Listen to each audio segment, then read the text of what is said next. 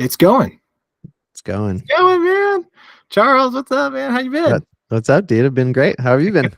Good, good. It's been a while, Yeah. and we just need to let everybody know, sorry you've missed us so much. I know we are gaining popularity very rapidly, and by popular demand, I mean people like clawing at my windows, late at night, like asking when the next episode is going to be. And so it's just been a little while. I'm in the middle of selling my house. I would not wish it on my worst enemy to sell your house. So I definitely would say you should be very sure if you're going to do it. I mean, we're sure, Yeah. but it's insane. It's just like absolutely crazy because of all the work it entails. And if you want it to sell, kind of like if you want to sell a car, you should wash it well. You should definitely vacuum the inside and like detail it, like make it nice. You got to do the same thing with a house while also moving all your stuff out of it. So yeah, we're like kind of living out of my wife's warehouse. That's why the stuffed animals are in the background. These are some of our legacy stuffed animals that we no longer sell, like the discontinued ones. We got oh my gosh, I'm gonna botch it. I think it's a water buffalo, koala. These are we have a kinkajou, if you don't know what that is. No, I don't. That's cool. We have a panda. We have two roosters for some reason. I don't know why I have two of those, but cows. What's the bird with the blue that would be a kookaburra. Kookaburra. Yeah, how does that go again? Yeah. That was great. So these are when her company, it's currently going by Education, the company, it's not a holding company. The DBA is Education, but the original company is Wildlife Tree. And so these are these stuffed animals that you see in the background. So if anybody's just listening, you can go to our YouTube channel or I think Spotify also has the videos you can watch. Is Apple Podcast has videos now, right? Or not yet? Oh, I don't know. I don't think so. Yeah. So if you want to watch the video, yeah. Yeah. So if you want to watch the video, go on one of those channels and we publish our stuff on there too. So if you just want to kind of see a little bit of what my wife's genius and I just try to pretend I can keep up. So she's been very involved in the creation of a lot of these stuffed animals. And now she does the education boxes. But how you been, man? You've also had a little bit of time off too. It wasn't just me. Talk a little bit about what's been going on. Daughter had spring break, so we did it, Disneyland trip as we always do. We have passes, which we're fortunate to have, so we can go and have no pressure. So we went like 2 days. We stayed in a hotel down there. It's really fun. I got a bunch of dental work done too. I don't like the dentist at all, so it was a big deal for me to go and do that. But yeah, it feels good. My mouth feels great and refreshed, and like my gums don't hurt anymore. It's like it's good. It's really, I'm really so good. happy for you. I always hate going to, but I think because I go frequently, it's not as bad. But sorry to hear you had to do that, man. That's no worries. It's my own fault. So but yeah, besides that, it's been pretty chill. I'm also developing an icon course right now. Oh, you are? Well, yeah. Nice icon design course. You're gonna try to sell a course. It's so funny. I've tried in the past myself. Nice. Maybe you had heard of it too. I had done an iPhone for beginners course a little bit when I think it was iOS 7. Was that when they did the overhaul of their UI, like their whole design system, everything?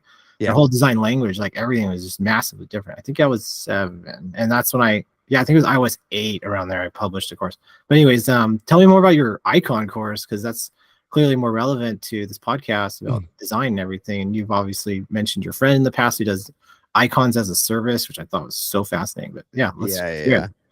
So I mean, it'll just walk people through kind of like a good framework for developing a good icon system for your brand. And I think show hopefully like quite a few things that aren't in icon courses that exist today. I think a lot of the icon courses today are mainly wrapped around like a pretty large icon system that you're developing for your brand in-house. So how do you make it scalable? How do you export them so they can be used in, in applications, etc.? Like is a good part of it. But I think a big part of it that I see missing in a lot of these courses is like really how to tie your icon system to your brand. And I think There's a few bits that I'm still working out, but right now, like I do icon design and my buddy Stefan, hilarious. Thumbs up. Whoops. And my buddy Stefan does icon design in Adobe Illustrator because it's like extremely, extremely flexible. It's like the vector tool that's existed for quite a while now.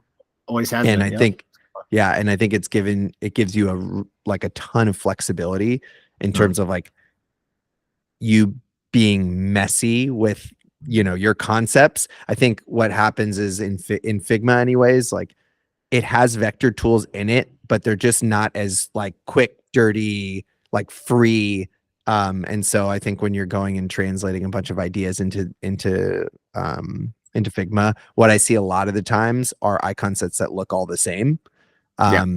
Instead of really taking and extracting what you get from your brand, whether that be the typography, whatever things make your brand unique, a unique marker, visual, whatever it may be, like those materials, extracting the essence of those and putting them into your icon set so that it actually creates another layer of your brand that exists to the rest of the world.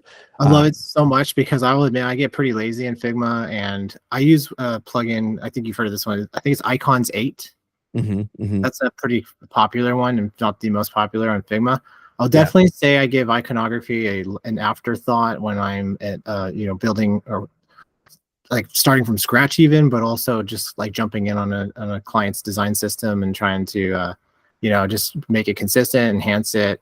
The icons, I will say I give it the last thought for sure, and I get lazy and I use a plugin like that and try my best to tie it in, but it's tough. Like the more icons you have, the more that more difficult it becomes to have a unified language for all of that. There's not an icon for everything, and eventually you do have to make your own, right? And then it's like, oh man, like I gotta tie in all these other sort of pieced together ones that are still not quite consistent, and it can be tough. It's like inevitable you end up having to do the work of creating your own. So you might as well just make the whole thing, right? So but I think too, even me as an icon designer, the thing I do understand too is that making a completely custom, super tied to your brand icon set is not something for every stage of every single company. Like if there's a designer that's literally their sole job is to work on the icon set for, the company, for Netflix, like my friend Bonnie has done that. Wow. But if there's people that are like dedicated to doing it and they have time, great. Small startups, literally doesn't make any sense. You have your ROI on that is almost zero. Like, you if you come to me and spend, thousands of dollars creating 20 icons or whatever, that's not a good use of your money when you're trying to get product market fit. So there's a lot of things, there's a lot of considerations when dealing with this stuff too. But I just think it's something I've wanted to get out there. It's something I've wanted to like just pass on my skills, basically a lot of the stuff that I've learned from Stefan, and pass that on to other designers too, so that they can like, I don't know, make really, really amazing. I want to see more designers make like incredible icon sets that are like so tightly knit, like so tightly threaded to the brand. I don't know. So a lot of it is just very utilitarian these days, where it's like, here's a set of 18,000 icons.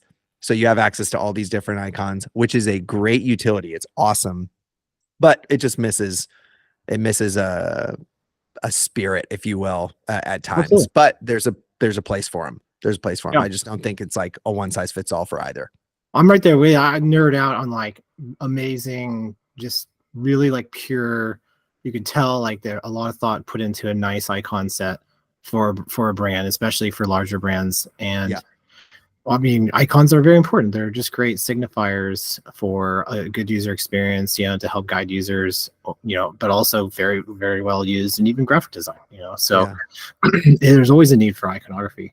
I love it, dude. I would love to see how you do. I will definitely, if you want any advice on somebody who's failed miserably and trying to market content that I've created, like I created a legit course, as I was saying, and it bombed because I just didn't know anything about marketing.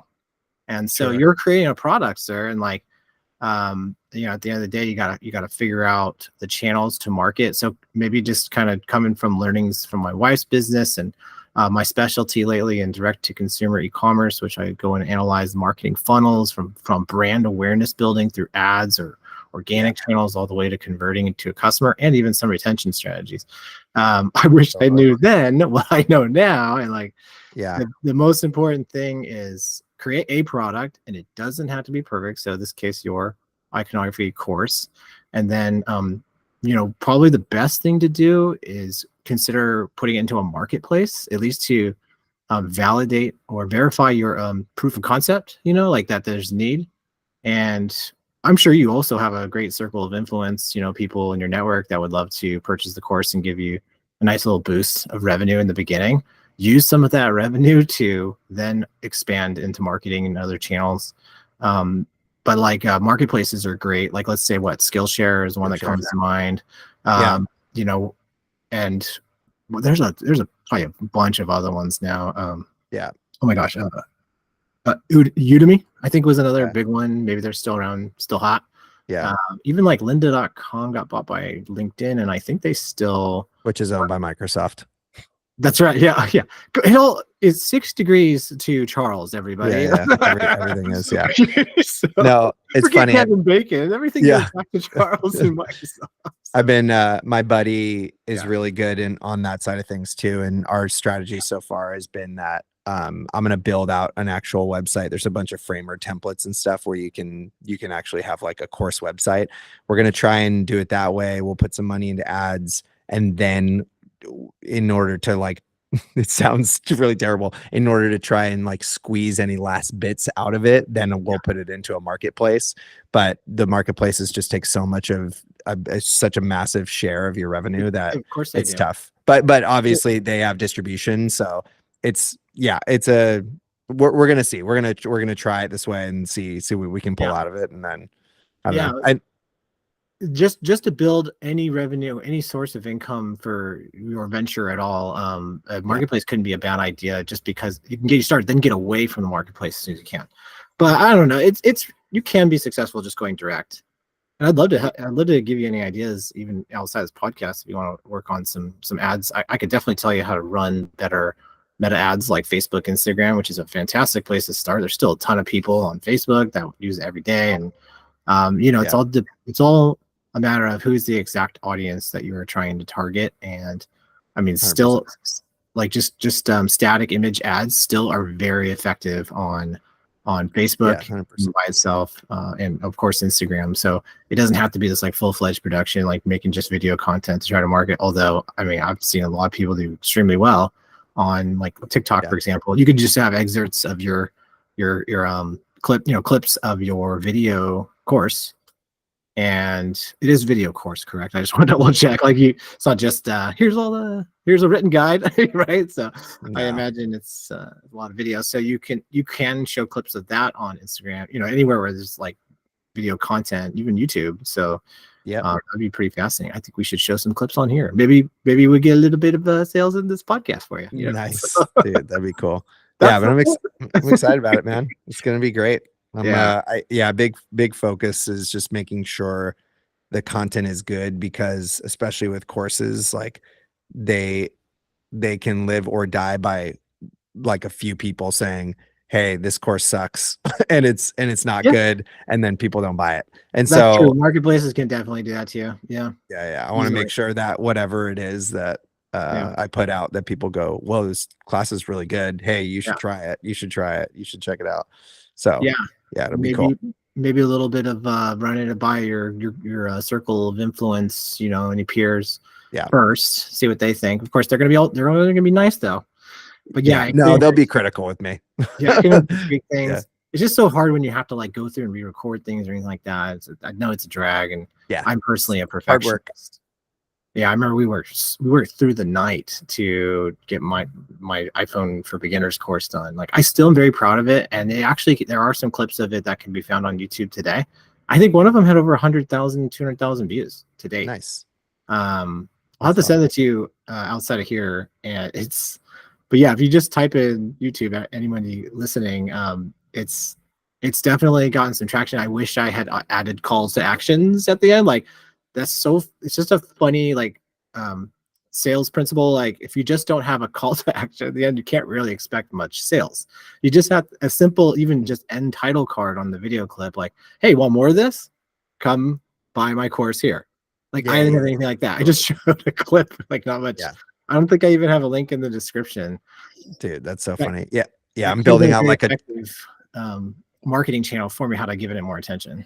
So yeah, 100%. I was just saying, like we're building out a trailer right now for it too, so yeah, that there's something that exists before the course is actually ready to go. yeah.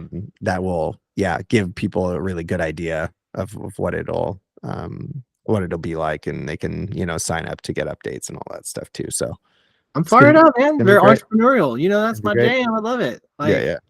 It's jeez, gonna be fun. makes me need to create something again.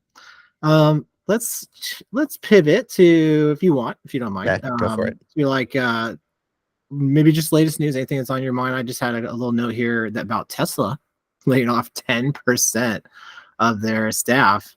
They laid off 10%. 10% of their worldwide staff. Some departments up to 20% in a single department. But that's like, obviously it goes, How company wide. much globally is that? How many employees? I think it was about 128,000 employees roughly globally was my guess. It's definitely in the six figures, Okay. and like low six figures, and yeah, 10% of that's a significant amount of people. I know we on last episode 5, we talked about Apple laying off about 2,000 employees for their car division, their Apple Car. They just shut it down, as they should have. And get into AI, you guys, you're dragging your knuckles. But Tesla laying off because the EV market was cooling. And I wish I had done a little more deep dive into like how that affected probably their like design UI teams. They have really cool UI. Do you drive a Tesla? I can't remember if I asked you. No. No, I've only been in my brother's. I've never owned one. It's pretty amazing. And Yeah, they're pretty nice for sure. and Have yes, you ever been in a Rivian?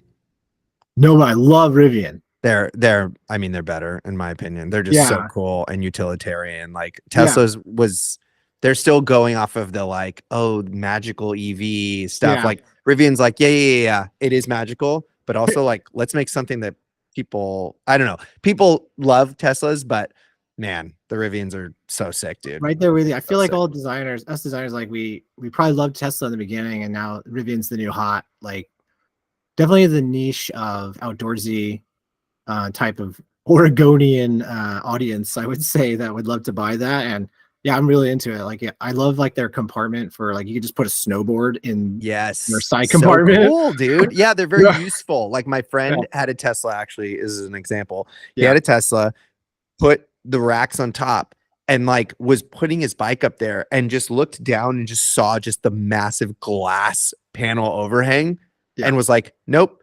Traded his Tesla in and got something like more rugged so he could take it for bike rides and stuff. Cause Teslas are they're just delicate. Like they're delicate vehicles Yeah. and they're cool in technology, but they're not made to like really use them. They're just made for like comfort and luxury, and that's kind of it.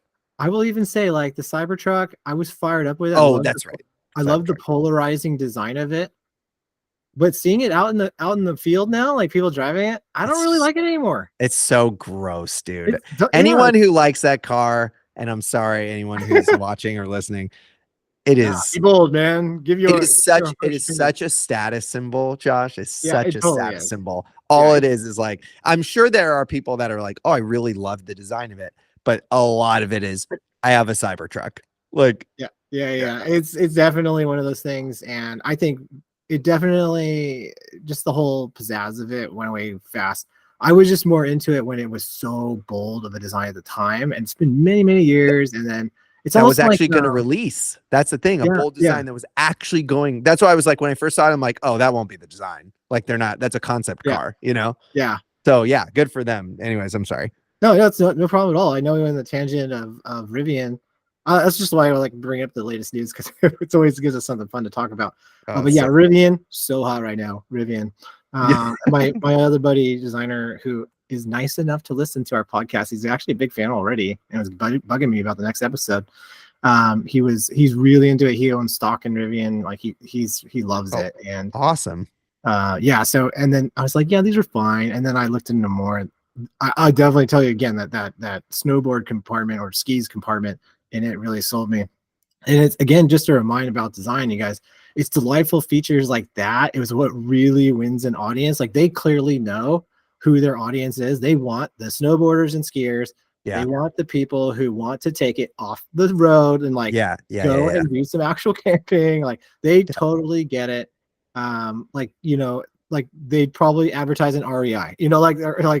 or 100%. similar crossover brands here, right? That they could partner with. Oh, like Subaru, you know, I guess it's more of a competitor in a sense, but like there's just so many. You can just tell where their heart is at, where their vision is at. I don't know if you know, Rivian is actually a combination of. Hang on, it was supposed the founder, and I don't remember his name right now, but he lived at the Indian River, and so the name was derived from Indian and river, hence the name Rivian. So like river Indian, I Super guess is cool. kind of where it came from. That's the Yeah. story I heard at least. So That's it's awesome. it's a cool name. And again, like it reinforces the brand positioning even more, somehow just more focused on nature-minded people. Dude. Tesla is kind of still, in my opinion, the EV car for everyone, trying to make something for everyone from luxury cars to economical Model 3 and then the Cybertruck. I just think that they're kind of losing their vision in the sense of I don't know, like where they want to go. Like it was all about being like eco warriors in the beginning, and I think it's kind of just gotten a little. I don't know. I think they strayed from their vision really, and vision in the company is so important. Rivian again, super understanding and solid on where they're going. Yeah. Um, My gut with the Tesla thing is that the real vision was Musk saying, no one's done great EV cars, so I'm yeah, gonna make great EV cars. yeah, Like, no, knowing him and the type of things he does, like he was just like, no one's doing this. I'm gonna do it. I'm gonna make a ton of money off of it. yeah. Like, and yes, does it help like the eco stuff? Like 100%, but like I doubt. Well, I'm sure it's part of his consideration because he's a pretty smart guy. But yeah, He is no doubt a genius. So the what I was reading lately is they're doing the cuts because they're trying to. It's just the bane of having investors like being traded a public company, is they have pressure to increase profits. It's like a no brainer in a big company like that. So they have to reduce workforce in order to be more lean and operating. yeah, But then they're going to I was reading they're doubling down on the focus on the robotaxi. Like he's going to make an announcement at the end of the summer. I think August yeah, was. saw that. And then I can see the strategy behind why they want to go that route. It's a very unique route. It's still the wild, wild west on Yeah, self-driving cars. 100%. And so like he's going to gosh, what was it? Like he's going to like double down on that sort of route. I guess there's some vision there connected to the older vision, the grand master plan that he used to have, but they're going to go that route, more autonomous cars. And he slashed the prices on the autopilot, excuse me, full self driving Oh, FSD. And really? because my brother has a Tesla, and he said it used to be 200 a month, or it was like 11 grand one payment. I can't remember, but they halved it from 200 a month to now 100 a month if you want the full self driving. And it's a great strategy Whoa. because think about it, if you want to have an autonomous car like a robotaxi, you got to collect data. And Yeah, yeah. so what I think that strategy behind that, cutting that, because they know they're losing revenue on cutting that, they were like forced to cutting somewhere else like their workforce, and Mm-hmm. they know that where they want to go in the sense of autonomous cars. So I still believe that Tesla could be a huge leader in that, if not the Yeah, leader of it. yeah. Um, I've always seen where the infrastructure build with all their electric chargers and everything. Like years ago, back in like 2018, I was working for another startup, and they were clowning on Tesla, and I mean, like, oh, they're just they're not making money. They're never going to make money. I'm like, well, that guy has built. Elon Musk has built infrastructure. He understands how to eventually create the standard and profit on that later. All right. Well, this is definitely a tangent off to like It's tech. so good. Everybody's heard about Elon Musk and EVs, right? But like, I always love to just touch base on the latest news. Let's pivot again over to just talk about like latest product. You have any in mind? If not, I can start with one that I really love that we've been using lately. Go for it. Anything yourself? Okay. So yeah, Motion. If you haven't heard of Motion, let me explain what we just did. My wife was getting these ads from this company, Motion, for a while. It's a project management tool, but they have an amazing AI component that basically merges project management with schedule management. It's like Asana or any other PM tool had a baby with Calendly. It like and then oh my gosh, it gets even better. It does. So I'm trying my best to audibly describe this to folks who are just listening, but it is an AI scheduler in the sense of it works as if you had an assistant who modifies your calendar when you can't get to things. Life happens. We're all human. And some Yeah. of us have ADHD. Maybe me. Maybe you too. Yeah, But definitely. and it's my wife was fired up on it, and she's like, I don't care that we've been using ClickUp for about 7 years. This is the tool for us. I'm like, okay, sure, yeah. And she's like, oh yeah, it's even great for people with ADHD. Like you can, it'll modify your schedule accordingly based on priorities. Like it is as if you have an assistant. So I am fascinated with this product, and it took me a few weeks. I was very apprehensive because I was so used to ClickUp, Yeah. which again is another product tool or project management tool. My gosh, like Asana, some of the big other juggernauts out there. But Motion is quickly gaining traction. There's a lot of companies switching over to this because of that value proposition, that main feature, which is the AI rescheduler. So you create a task and you can just press the magic AI button and it will, if you can't get to it, it will move it into other blocks of time that are available. And yes, you can integrate your Google Calendar into it, and it will already know other meetings you have, and especially personal stuff. Like it will know, okay, that count, like if you plug in your personal calendar, for example, it will know, okay, you have a doctor appointment, clearly not a good time to schedule things for you, like a normal assistant in everyday life. Yeah. And so I know you're here. You said you haven't tried it yet, right? Correct? I've tried it. You have. Okay. Give it some more love, man, because I tried it and I still didn't quite like it for like a week. Yeah, that was my experience, but I chalked it up to me not being able to truly invest in it and give it the time. Yeah, but so I wonder how your experience has been. It sounds like it's been positive. It's so cool so far. Now it definitely has some trade-offs. Like I'll say there's some features that it's missing from that I enjoyed with ClickUp. Kind of like more like little things that I think eventually they'll iron out. I think it was even like something as easy as like I couldn't download an image from a task like after I've uploaded it. I thought that was kind of odd. Oh, that's an easy feature that ClickUp has. Yeah, because you upload an asset, you might need it later. Same like with Slack, you upload an asset to the channel, might not. It has a little download icon in case you need to grab that again another time. Nice. So that's just like the only little things here and there, but like the big major value driver of Motion, and I love the saying, did you put it in motion? Yes, it's in motion. So like what a cool way to remember the name. But yeah, so once you really get heavy into it and you're using it with your schedule, you start to be like, oh my gosh, what, like this is the tool that should have been around forever. But the AI component is what really makes it the magic. So I highly, highly, highly recommend everybody out there, you too, Charles, to give it a at the try. website right now. Yeah, give it a try.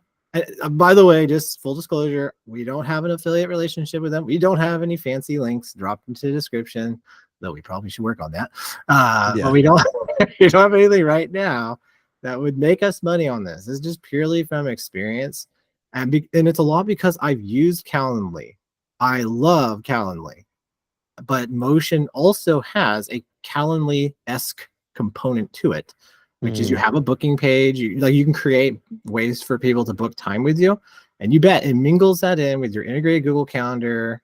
I think they do Microsoft calendars too, by the way. So your whatever integrated calendar you choose, I think it does iCloud as well. And you plug that in and you can have people book with you, but it mingles it with all of your work stuff, and your work stuff shifts around these appointments that come in. So you have like your hard time appointments, like that should not move. And then you have your tasks that should move if you can't get around to it. And of course, like over time, oh, little spider, get out of here, spider. So squirrel. Oh man, no, that's my train of thought. Dang it. Okay, yeah, I got it. Squirrel. So over time, you will see you will start to notice if you're not able to keep up. Well, of course, then you bring that up to your manager or some, depending on in what context you're using it. Like if you're using it in the workplace, you will start to see that I'm not able to get this done. And if you're a business owner, you start to see like, wow, I have a lot on my plate. My wife is definitely just so buried in tasks. She's doing the work of like 3 people. And Yeah. yes, she sees that it's piling up, and especially over time. And emotion has helped her to understand this more than ever. Okay. I just wanted to share that because I'm very excited about it, and I hadn't used it since our last episode, and I've been using it for a few weeks now. And I think, didn't you say you were kind of working on a PM tool in Microsoft? Like, if this is great competitor research, it's like I think you There you go. guys definitely take note of where this company is going. And yeah, so again, Motion is the app. I think it's just motion.io. Do you know the website? It is usemotion.com. Use Motion. They're too cool for the IO. Yeah, they wanted that .com. Yeah, usemotion.com. Check it out, you guys. I'd love to hear what you think. Again, expect it to be kind of a shocker at first because it's not the PM tool you're probably used to. It's so easy to go from a company that's using even Jira and go to Asana, or go from Asana to Monday, right? Like they're fundamentally a lot the same, or and jumping to ClickUp or back and forth. But this one it's just so different. But once you use it for a bit, you'll be like, oh no, this is how it needs to be. Like, where it takes into account that I'm a human being with personal life and work. It is the perfect work and life balance tool. Boom. There we go. I should have written a copy for them. Dang it. That's crazy. That's really cool. I know. I was wondering how much it would understand, like, nuance, or I don't know what it's called, but when like AI can understand like a thing and its context, right? Like going to the grocery store versus like you said, a meeting with my boss versus, I don't even know, like even in this case too, like design and presentation versus like design a logo system, like is, I don't know, maybe right now it doesn't, but like, would it understand like, oh yeah, I'm going into AI, I'm looking at it. Logo systems normally take whatever, 1 to 3 months. This is how I should be scheduling this thing versus, oh, he's working on a slide deck and that could take like a few days. So yeah, like you're touching on a good point here where like it also, they're working on a lot of really cool new features, like where you can kind of plug in your SOP, like the steps in a workflow, and then you can have it like auto assigned to each person, which some tools can already do that. If you just kind of go in the Kanban or whatever, you can like say, okay, when it gets to this status, automatically reassign to this person. It goes like above and beyond that. You can already do that through automations, but you can have it assigned to a team member. And what's cool is like if that team member is taking a couple days, like they're late, they had something happen, they had, they took a day off or whatever, it will readjust their schedule. And since you're dependent on them getting a certain step of this workflow or this project done, it will reschedule in your schedule accordingly. wow. I know it's a lot to follow, but like that's cool. It's one of those things you got to experience it in practice, and we have yet to get to that point. We've definitely been bugging them about these like features that they kind of mispromised, or like they promised as if they were already available, and we hope they corrected it on their website, but they weren't quite available. But that's this sort of like SOP workflow where no longer do you need to like create like just boring text SOPs. Like, there's very few people who love that. I personally can't stand that. What's an SOP? Oh, excuse me. Yeah, it's a standard operating procedure. Again, cool. just like I'm very much woven into business and the verbiage of it, and so sorry about that. Yes, acronyms, all the acronyms. SOP is standard operating procedure, and it's very helpful if you're somebody, especially in a new role, and you need to understand how your role operates and how you function in the business and all that, right? So an SOP doc is something that usually a good company, a good HR department will deliver upon you. Like, here's what your day-to-day is, and here's, just the whole shebang of what you are supposed to be doing in your role. It's not just a job description at that point. It's more like your action items that you got to do. Yeah. But also like how you work with the team. So in Motion, you would instead not have such a document. You could probably have a brief little summary, but like how things generally operate in a department, but your actual action items can just be set up in here. And you just check it out. There's some videos out there on YouTube that a lady who shared like their Figma files and like what's coming. But they said in just any week now, this is April 16th, they said any week now, they're dropping this much anticipated feature I'm talking about right now. And the actual feature has left me, but let's just call it for now like the SOP, sort of like redelegating that dependency schedule when I was talking about.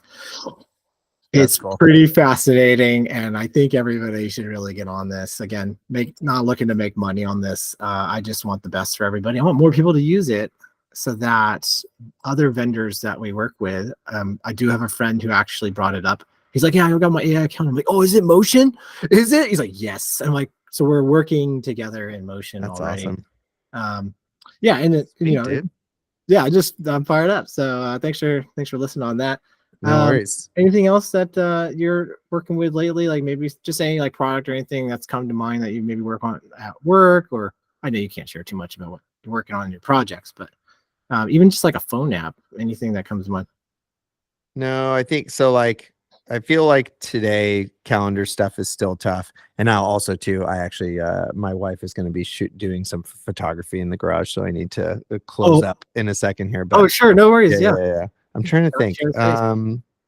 I still continue to use Chat GPT quite often. I'm getting better at remembering to use it for stuff. So even like Josh was saying, selling your house is hard, buying a house is hard too. Like I just this morning was like, hey, I'm trying to think through like how to make a decision to either sell my house, buy a new one, renovate my current one. Like there's all of these financial products. Like, where do I start? Like I just yes, you've identified a problem. Yeah. Just like helping to, and this is, the ADHD thing where I'm just like, I'm full of a lot of information and context, but I don't know how to take the puzzle and like move everything around to be like, okay, well, do this first. That will help with this decision. And then once you know this, then you can move on to this one. Like to do this one, you have to set this stuff up so that you can actually think through what decision you need to make within that, within that area. So don't discount it could be a superpower if used correctly, right? Like the ability to hyperfocus can actually be very helpful in business and in projects like what you're doing. Yeah, I need to read that. The ADHD Advantage. Just so everybody knows, I am actually diagnosed. Yeah. And Charles suspects, but I've encouraged him on the side, like, hey, maybe you want to consider a proper diagnosis. But hey, one can assume for now. It's not difficult to understand the traits behind it. Like, but definitely, I just want to say out there to everybody, like, don't use the internet to diagnose yourself. It's okay if you think you have it, but like, definitely, I always recommend everybody like try to get an official diagnosis, not so you can be as cool as me, but I got more like a half-assed diagnosis through a psychiatrist, but I know you got to get going anyways. You are a good husband and you are considering your wife's needs for that space, and totally get it. So I have a couple things I'll just share that we'll do on the next episode. Oh, cool. I wanted to share progress with my experience with productized design as a service. Remember we talked about this will be a good follow-up. It was so great. So I'm going to just kind of leave it with that. Like, you should definitely listen to those previous episodes where we go deeper into that. Perhaps we'll touch base again on what that is. But I actually put it into practice thanks to Charles for even bringing it up. I didn't even know about it before this podcast. And I actually was able to convince my client to try it out. At this very moment, we are not on the monthly plan, but we tried it for a month and it was like amazing. Okay, so I don't want to get too much. And then I also want to talk about my experience lately with jacking up my rate. There's really no other way to describe it. I'll share the details on where I was with that rate and then where it is now and how that has actually considerably increased attention where I wasn't really getting contact by anybody until I decided to specialize and increase my rate tremendously. And it has somehow gotten more people to contact me. I've been contacted by at least 3 companies in like 3 or 4 weeks for my very specialized services. And so I just want to talk more and expand on that and encourage people to do the same. I've already been talking to my friends heads off about it too. So And then you and I Sweet. have been chatting on the side. So yeah, we're gonna keep today a little shorter, and but really appreciate everybody tuning in again. Sorry it's been a while, but we are dads. We have Yeah. lives. We have wives. We have We have to. wives. We have lives. Yeah. We have. We have to get to all this stuff. Yeah. But looking forward to the next episode, you guys. And thanks again for listening. And catch us on YouTube, Apple Podcasts, or Spotify Podcasts. So we do publish all 3 of those, and would love any questions, feedbacks, concerns, anything, anytime. Please let us know so we can improve it. All right, thanks a lot. Have a great day, everybody. Later, Thanks, y'all. Charles. See you around, Bye, man. Josh. All See right, you. see ya. Bye.